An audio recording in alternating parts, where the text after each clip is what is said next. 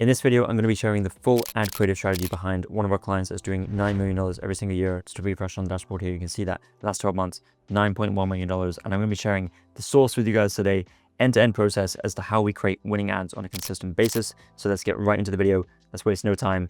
And what I'm going to show you today is specifically this process, this full end-to-end process, and the importance of being able to analyze data correctly and create ads that allow you to analyze data correctly, not just random ads that you're trying to figure out like why it doesn't work, why it works. And this is one of the biggest bottlenecks I see e-commerce brands face, is that they can't produce ad creatives that win and that scale, and they can't do it on a consistent basis, okay? So what I'm also going to show you, one of the keys to unlocking these winning ad creatives is the ad creative frameworks that you use, okay?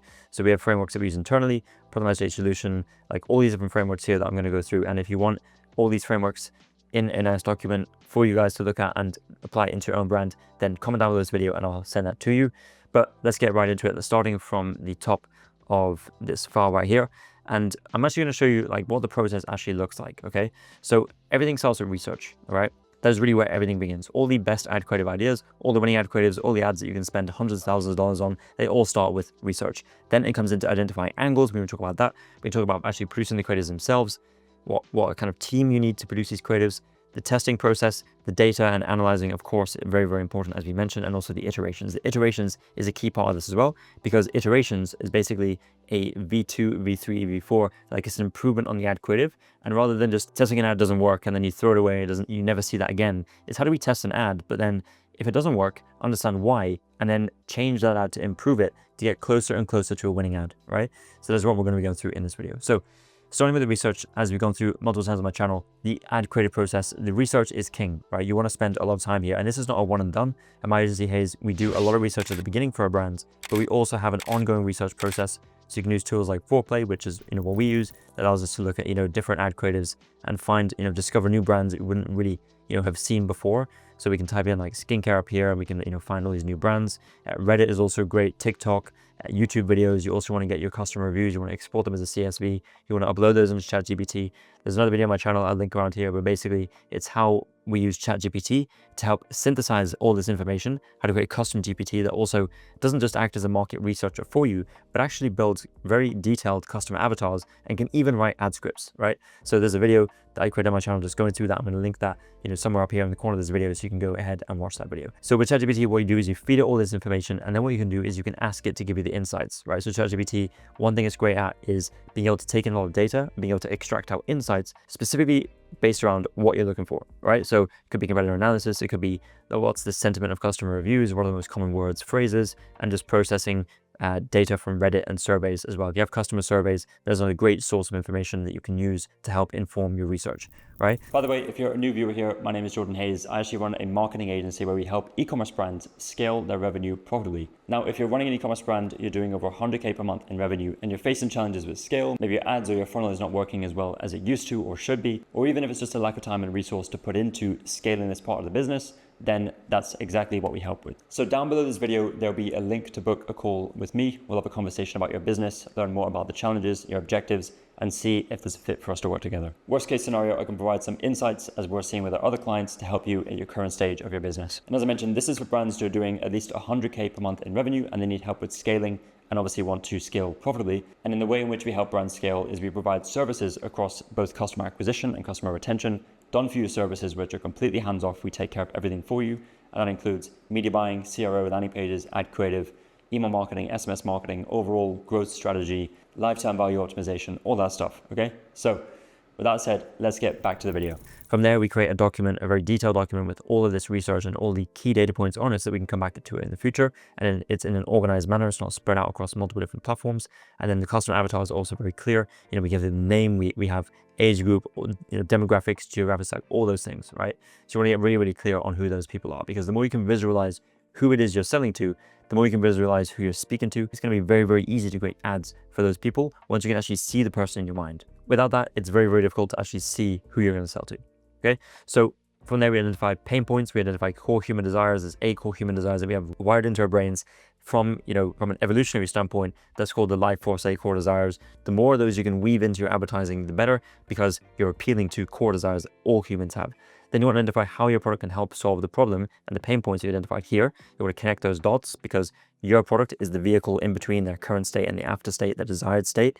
And then you also want to identify the stage of market awareness. Now, the stage of market awareness is something I believe from Eugene Schwartz, where this is every market has these 5 stages of awareness. There's people in all these categories. On the right here, you have people who are most aware. These are people who are, already know about your product, right? This is a smaller audience and they're easy to sell to. And a lot of brands start here and they start converting those audiences. But the challenge brands face is when they start to go from product aware to solution aware and then to problem aware, because the further away you get in terms of awareness, the bigger the audience, which presents more opportunity, but also the harder it is to sell to, okay? So there's a big opportunity here to tap into these audiences, and that's how you break through those plateaus and scale. And you want to build ad creatives around specific stages of market awareness, because you're going to talk to people at a problem aware stage in a very different manner than you talk to people at a product aware stage. So you want to start to weave this into your process and start to think of it in this way, okay? So once we have all this information very clear in front of us, we start coming up with angles, right? This is where the brainstorming comes into play. Is like now equipped with all this information, really going deep into the brainstorming process, getting very creative and coming up with these angles. Now, an angle is a big idea, and a big idea is usually something based around a pain point. It could be, talking about a failed solution. If I'm selling a product, then what can I use? What is the failed solution? What are people usually buying that I can position my product against as a better option for them? And that itself is an angle, right? We can take specific objections that we see your customers, they're asking questions over and over again, the same questions they're asking about our product. How can we take those and create ads around those, right? So you get very, very clear with the angles you come up with. But basically, the angle is the big idea. The angle is not the creative itself. And the reason why we identify these angles is because it helps guide the ad creatives that we're going to produce after this, right? So from every different angle, we then come up with tons of ads and tons of, very concrete, specific ad creative ideas underneath that, right?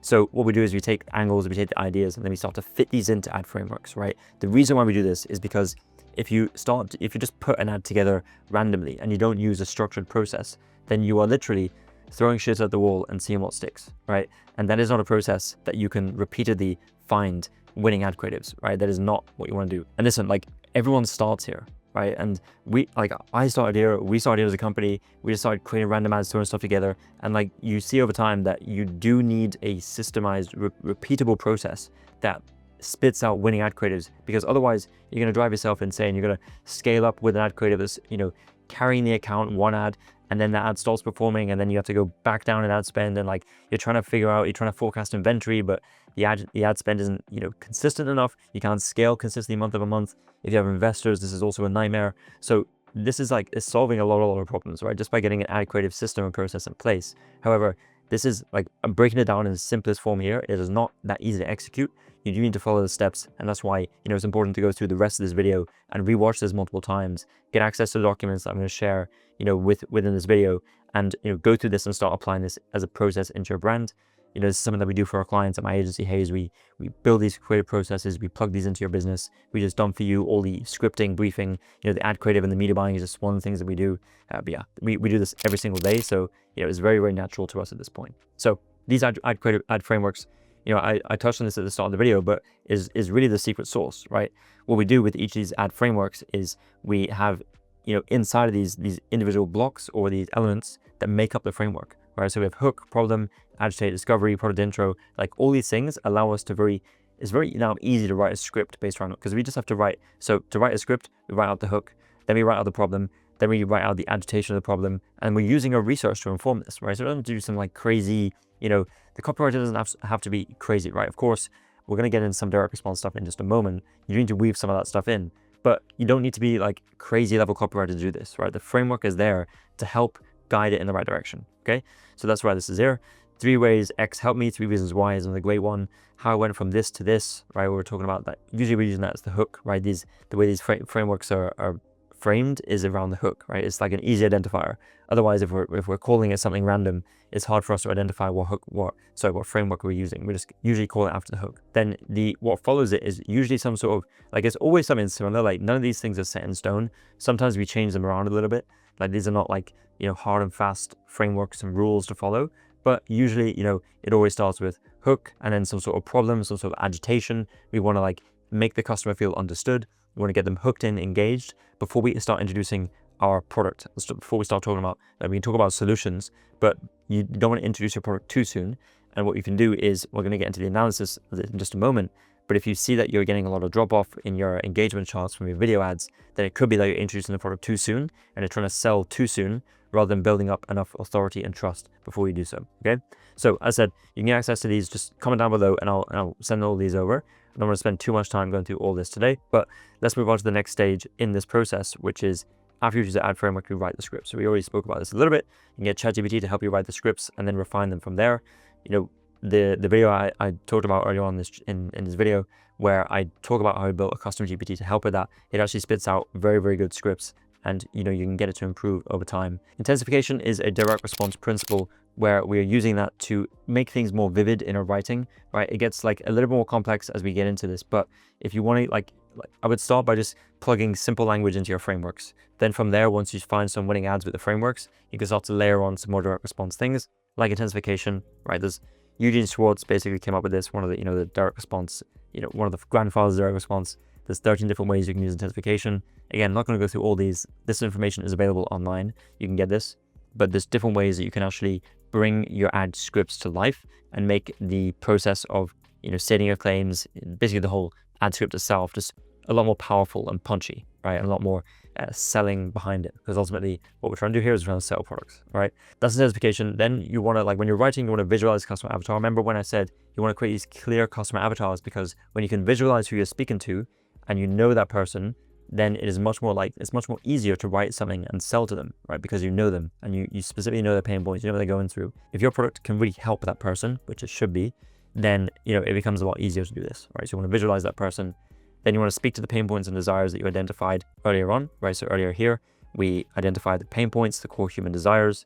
We want to, like, you know, wind those and wrap those back into the script and get them to take action now, right? The whole thing about direct response and really selling on meta ads is how do we get someone to take action now? And that's where call to actions come into play. You know, when you look at all the frameworks that you get access to, you'll see that all of them have CTAs, right? And they're call to action. You want to get someone to take action now, not tomorrow. So you want to use urgency, you want to use scarcity, and you want to, you know, if you can have some sort of limited time offer, that always helps, but not, you know, it's not the be all end all. Then it comes to producing ad creatives. So we have a full Notion process internally. By the time you're watching this video, there may be a link below this video where you can get access to a full Notion dashboard where we have, you know, a template you can copy for our full creative process that we have internally on Notion. It's, you know, pretty much a pipeline. We also have these content creation briefs, that, you know, templates that we send to content creators to help film content. We have, you know, this process of organizing content in Google Drive and this Air.ink platform, which we use for all of our clients, where we actually tag specific videos of content, because what we do is we get content, right? We get a lot of B-roll, and then we use those B-roll and we use the same clips over and over again, rather than just getting new content from a content creator and then just discarding that content and never seeing it again, which is what most brands do. That not only, you know, is a waste of money, but also, you know, you're wasting a lot of time as well in the future getting new content and clips that you likely already have, okay? So that's why we have this process in place of using Air.ink. You know, it is an extra thing. It's, as I mentioned, you can layer these things as you start to get better and better and better. And, you know, this is really, really helpful in terms of organization and saving money and time in the long run, okay? And then ultimately we have the edited ads right here. Editors deliver the ads. I did say that I would tell you about the team that you need. I'm just going to tell you what we have internally at my agency to basically go through this whole process. You know, we have a creative strategist, we have editors, video editor, graphic designer, and then we have the media buyers to actually test the ads and get the data. The creative strategists are also very well versed in reading data and using that to inform the iterations that we do after that, okay? So when it comes to actually testing and analyzing, once you've tested the ad creatives on Meta, of course you want to be looking at ROAS, CPA, your main metrics, but you want to go deeper than that. Especially for videos, you can look at hook rate, which is really how effective your video is at hooking someone in, grabbing attention, right? The first 3 seconds of the video, this is. A good hook rate is 30%. A great hook rate, what you really want to be aiming towards is 40% and above. If the hook rate is poor, what you can do is your own analysis. You can say, okay, let's change the first 3 seconds, right? Let's just say it's 28% and the ad is not working, you know, the ad is not performing on target ROAS CPA. Let's change out the hook, right? And let's test it again. And let's see if we can get that up to 30 to 40%. And then, you know, is the ROAS better at that point, okay? And if it's still not, then let's test another hook, right? You want to test multiple hooks. Another thing you do, let's say your hook rate is really good, it's at 40% plus, then you want to also look at the hold rate. The hold rate is the ability for you to hold attention, right? How good is the video at not only hooking someone in, but holding that attention throughout the video? And we don't have just one hold rate that we use. We have 4 different measures, because we can actually break down these percentages within the Meta Business Manager. So 25%, 50%, 35%, 95%. This is the percentage of the video itself. So if your video is 100 seconds long, 25% is 25 seconds of the video. Okay, so that's this percentage right here is the percentage of people who are staying around at that mark from those people who got past the first 3 seconds of the video. Okay, so here are some benchmarks, good and great for each of these. You can have a look at these and see, compare them to your ads. And you also want to like take this into account with engagement and drop-off charts, because here you can see, for example, if we're getting a lot of drop-off at around like 8 seconds, then we can see maybe maybe we're running like a 16-second video ad, and 8 seconds is 50% of the way through, and we see that like maybe our hold rate at 50% is like 8%, right? Maybe it's really low. So what we want to do there is like, how do we change, like, first of all, why is that? What's happening there, right? Maybe we're introducing the product too soon, right? Maybe we're trying to do too much selling. Maybe we are keeping someone on the same frame, that they're seeing the same thing for like too long and they just click off because they're not engaged, right? So maybe we should change the frame before the 8 seconds to hold that engagement. Okay, so you can see here how once you have the right setup of ad creators, the right frameworks and the approach, the right system in place, it becomes a lot easier to do the analysis and the data. A lot of people get scared of doing the data analysis. A lot of people don't do it because it also takes time. But if you have the right system and the right setup of ad creatives, you can see how easy it is to do this, all right? And then what we do is we do iterations based on this, okay? And of course, outbound CTR is important as well. That's just going to show you the effectiveness. That's actually the call to action, right? Which mentioned, how do we get people to take action now? So you want to look at all these in unison. You don't want to look at standalone metrics, and you want to make your best decisions when you combine a lot of data points together, okay? So hopefully this gives you a better insight into how we do this at my agency. And of course, as I mentioned, the next step here is to iterate. So you get this, you get the data points, you create some conclusion, then you create a hypothesis for how you can make it better. And that becomes the basis of your iteration, so that you can go back either to the same angle, right? You go back to the same angles and you produce creatives and you test again. Or you might say, let's just discard this one overall. We tried it a little bit. Maybe it's just the angle that doesn't work. Maybe it's a specific style creator doesn't work. It's just not working. So let's just discard it. That's also important, is to know when to iterate and when to discard. Okay. And a lot of that comes from intuition. It's not very clear cut as to when, and I can't give you specific guidelines as to how and when you should do that. But usually, if you are iterating on something and you've tried multiple times, it's still not working, it may be best to just drop that idea altogether and go with a different idea, to also optimize for time as well. All right. So that is it for this process. As I mentioned, if you want some of the resources that I spoke about in this video today, just comment below and I'll happy to send those over to you. And if you're looking for a partner, an agency to come in and really run the show for you in terms of acquisition on customer side, paid ads, Meta, Google, ad creative, landing pages, CRO, and also customer retention, improving lifetime value through email and SMS marketing, then there'll be a link below this video to my website. We can book a call, we can have a conversation, we can talk about the current challenges you're facing in your business. Worst case scenario, I'll give you some insights as to how you can achieve the next steps in your brand, depending on where you are right now and depending on the challenges you're facing. And yeah, either way, the call is going to be beneficial for you. All right. So that's it for this one, and I'll see you in the next video.